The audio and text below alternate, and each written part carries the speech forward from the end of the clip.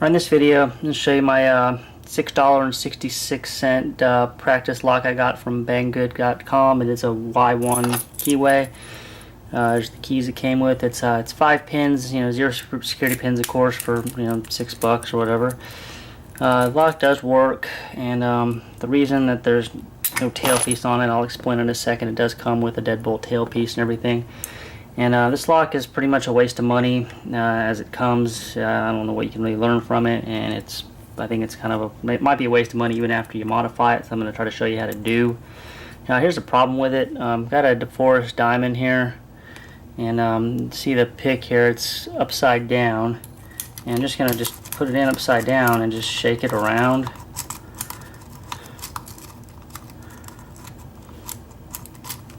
And it's open with, that's the pick upside down. So I don't know what you can really learn about lock picking if you can just stick a pick in upside down and wiggle it around and the damn thing opens. So that's a problem. So what I wanted to do was show you how to put some security pins in it. I just actually from CLK Supply today got some serrated pins from them.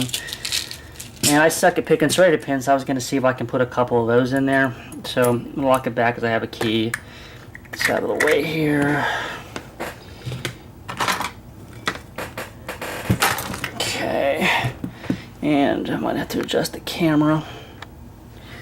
Try my new camera setup too, which I guess it can't be worse than what I was doing, but it's good life advice there, kids. Set the bar super low and it's easy to step over it.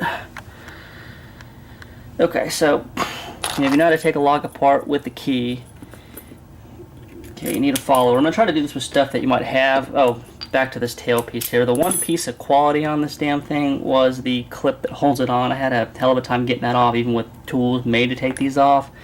Ended up using a just one of these little like L-shaped hook tools, and I was able to actually jam it under there and pull it off. So that's how I ended up getting the clip off, and it's not in the video because I messed around with it for 5 or 6 minutes before I got the damn thing off. So anyway, just got it off in like 2 seconds, and the locksmith tools didn't. So if you have a key, you put the key in, you give the cylinder a turn, plug follower. This follower right here, that it's just a 1/2-inch dowel rod, which Lowe's, Home Depot, even Walmart sells these cheaper than the hardware stores in their arts and crafts section.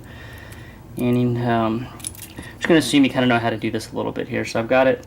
I'm going to get the cylinder out and follower. That's incredible. It doesn't fit. So this might not be a standard diameter. Not a standard diameter. So okay, and this is my padlock follower, and it is not going to work either. Okay, so I'm gonna have to put an edit in this video and go out to my work truck and get the rest of my damn followers. So stand by. Alright, so it is the right size follower. It's just the lock is skinnier on the back than the front, so it won't go through to use it.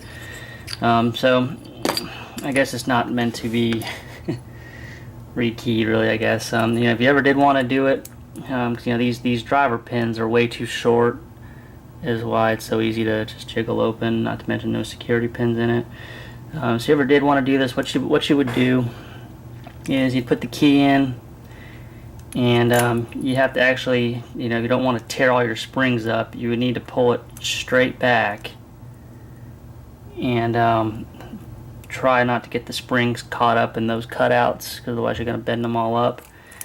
And so hopefully you can get it out without destroying the springs too bad. And then these little ball bearings that are in the top, they just punch out. Like again, I don't know how much. You just push it out and it's out, and they just push back in. I don't know how much effort you'd want to put into messing with one of these cheap locks. You're better off just probably buying a real one and just threading the top of it. I guess you could maybe thread these, but it's plastic. It might just crack. So I don't know. I'm not gonna bother.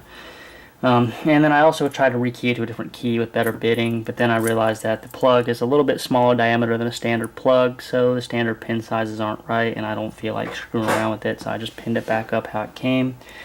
I am gonna, just for the hell of it, add in some spool pins, or not some spool pins, I'm sorry, some serrated pins that I just got.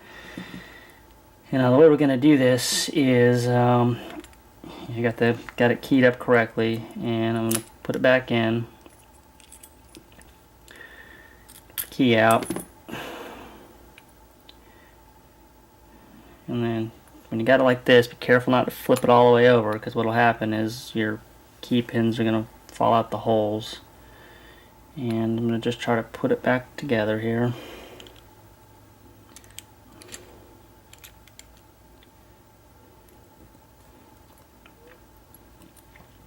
So you can get this clip back on it here. It's like the pretty much only quality part of this thing, and I bent it a little bit getting it off, so it's going back on a lot easier than it came off.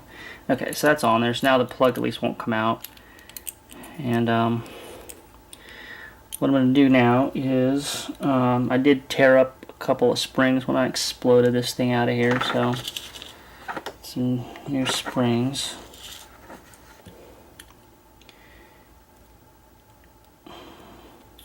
Tangled up here. Alright, so what you're going to want to do is put your top pins back in, and on Yale there's 3 possible top pins, or 4 actually, depending on the cuts in the key. I'm just going to go in the middle and just use 0.190 top pins somewhere here. Okay, and I'm just going to put in 3 of these. I'm going to go in spots 1,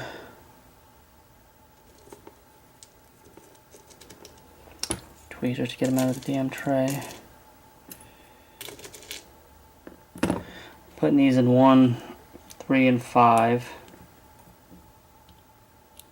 And then I'm going to put my serrated pins in 2 and 4.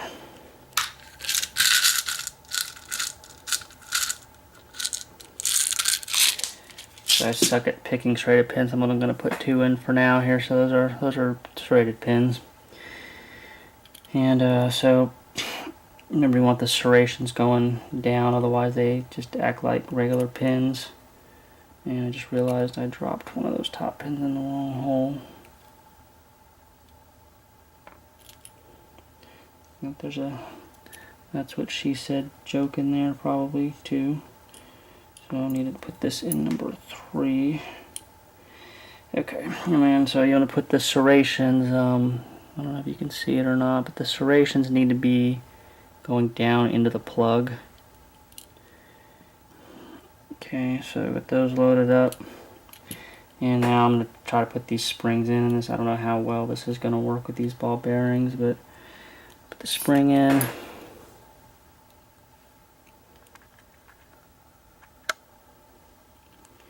And then try to basically force it down and pop the damn thing in. Okay, that feels like success here. I'm going to take something and just... Okay, so I heard a little pop that it's in. So put the rest of these in here. Probably just fast forward through this.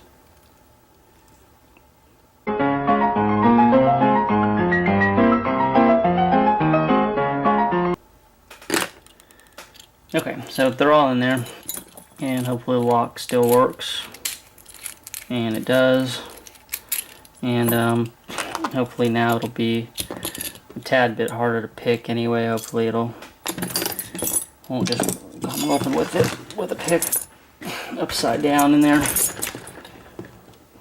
I'm just curious to try that.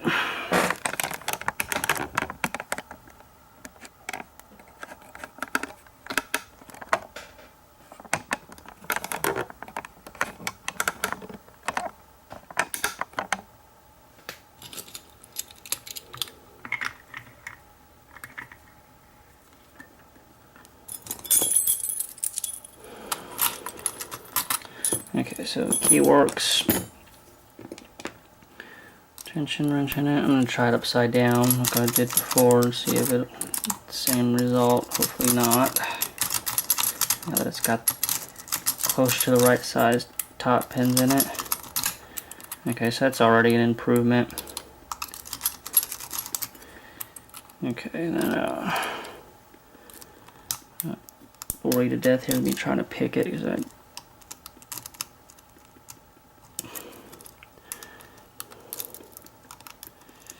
Okay, well anyways, I'll try to pick it in another video. I don't monkey around with it now, but anyway, so that's one of these cheap ass locks. I don't really think it's worth even the $6. It seems like a lot of effort to go through to make it something that's actually pickable. I think you're better off probably going on eBay and just, you know, buying like a mortise cylinder and getting the top plate off and just threading it and putting some set screws in it instead of getting one of these. So anyways, that's all for now. I'll talk to you guys later.